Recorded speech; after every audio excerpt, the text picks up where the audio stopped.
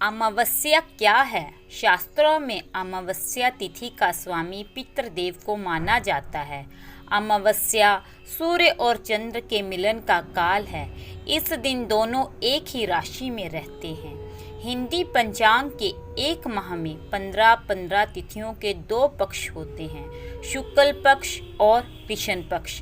शुक्ल पक्ष में देव आत्माएं सक्रिय रहती हैं तो दक्षिणायन कृष्ण पक्ष में दैत्य आत्माएं ज़्यादा सक्रिय रहती हैं।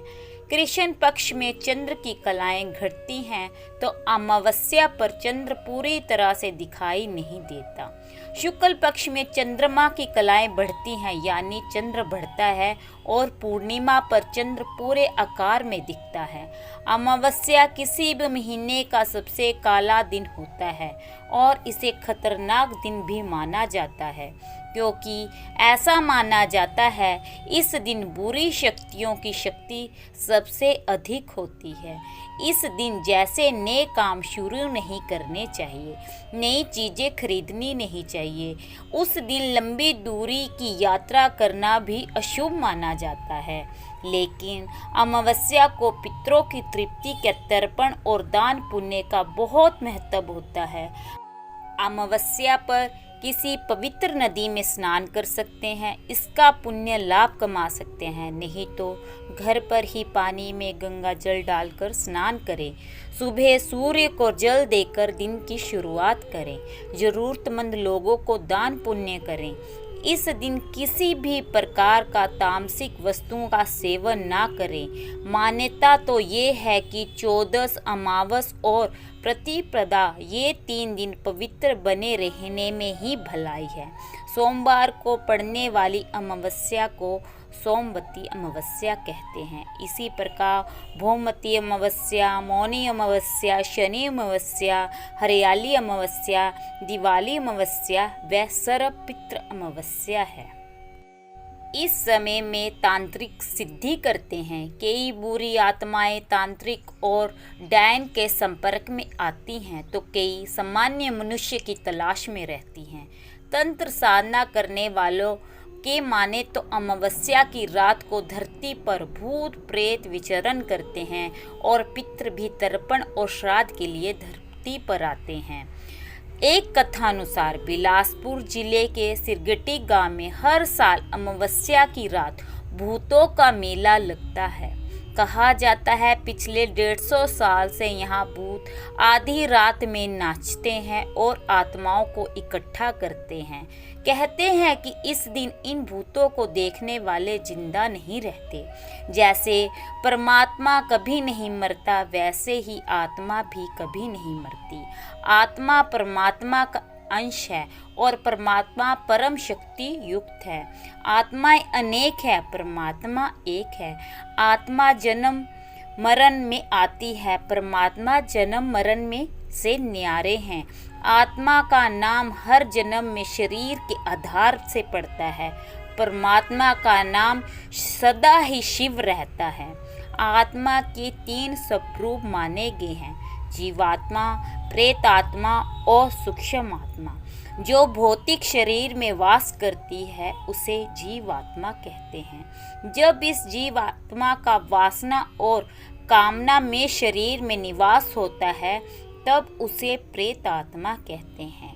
ये आत्मा जब सूक्ष्मतम शरीर में प्रवेश करती है तो उसे सूक्ष्म आत्मा कहते हैं। इसका कोई आकार या रंग नहीं, ये एक प्रकाश है। जब व्यक्ति की मृत्यु हो जाती है तो यमराज के दूत आत्मा के गले में पाश बांध देते हैं और उसे यमलोक ले जाते हैं। आत्मा व्यक्ति के मन, इच्छा और भावनाओं से बनी होती है, इसलिए जब हम अपने प्राण त्यागते हैं तो हमारा ध्यान जिस तरफ होता है हमें वैसा ही जन्म मिलता है। इस जन्म में मनुष्य योनि मिली है, इसका अर्थ ये नहीं है हमें अगला जन्म भी इस योनि में ही मिलेगा। वेद व्यास जी ने बताया है कि जो व्यक्ति धन की हमेशा लालसा करता है उसे सांप योनि प्राप्त होती है।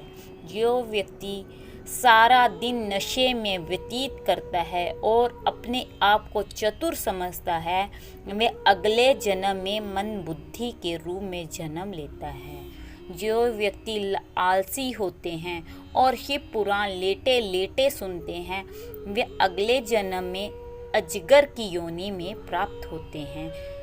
जो लोग दूसरों के घर में होने वाली घटनाओं एवं बातों पर बहुत ध्यान देते हैं, दूसरों के घर में ताक झांक करते हैं, वे छछूंदर बनते हैं। जो व्यक्ति दिन भर दूसरों की बुराई करता है अर्थात बातूनी होता है, वह अगले जन्म में तोता बनता है। अगर कोई व्यक्ति स्वर्ण की चोरी करता है और उस स्वर्ण को बेचकर अपने घर का लालन पालन करता है, तो वह व्यक्ति अगले जन्म में कीड़ा बनता है। ऐसा व्यक्ति 108 जन्म तक कीड़े की योनि प्राप्त करता है। अगर कोई व्यक्ति हक का छीन कर खाता है तो उसे बिल्ली की योनि मिलती है। अगर कोई व्यक्ति दूसरे का पैसा लूटता है तो यमदूत उसके मरने पर रस्सी बांधकर 127 वर्षों तक पीटते हैं और फिर उसे 108 जन्म तक मच्छर का जन्म लेना पड़ता है। जो व्यक्ति शस्त्र से किसी की हत्या करता है उसे गधे की योनि मिलती है। दूसरे स्त्री से संबंध बनाने वाला व्यक्ति घोर नरक में जाता है। फिर वहाँ उसे पहले भेड़िया, फिर कुत्ता, फिर सियार, गीद, इसके बाद भी बहुत से जन्म होते हैं और अपने कर्मों के अनुसार काफ़ी समय बीत जाने के बाद उसे मनुष्य जन्म मिलता है। गौ हत्या, भ्रूण हत्या, महिलाओं की हत्या करने वाला अगले जन्म में चंडाल योनि को प्राप्त होता है और वहीं गुरु का निरादर करने वाला अगले जन्म में नरभक्षी रूप में पैदा होता है। जो व्यक्ति अपने पूर्वजों और पितरों को संतुष्ट नहीं कर पाता और संतुष्ट करने से पहले ही मर जाता है, वह व्यक्ति अगले 54 जन्म तक कौवा बनता है और प्रत्येक पितृपक्ष में कौवे के रूप में श्राद्ध का भोजन ग्रहण करके पूर्वजों तक पहुंचाता है। इसलिए हर व्यक्ति को उचित कर्म करने चाहिए। गरुड़ पुराण के अनुसार हर व्यक्ति की मृत्यु के बाद उसका फिर से जन्म होता है। ये जन्म मरण का सिलसिला तब तक चलता रहता है जब तक कि व्यक्ति को मोक्ष न मिल जाए।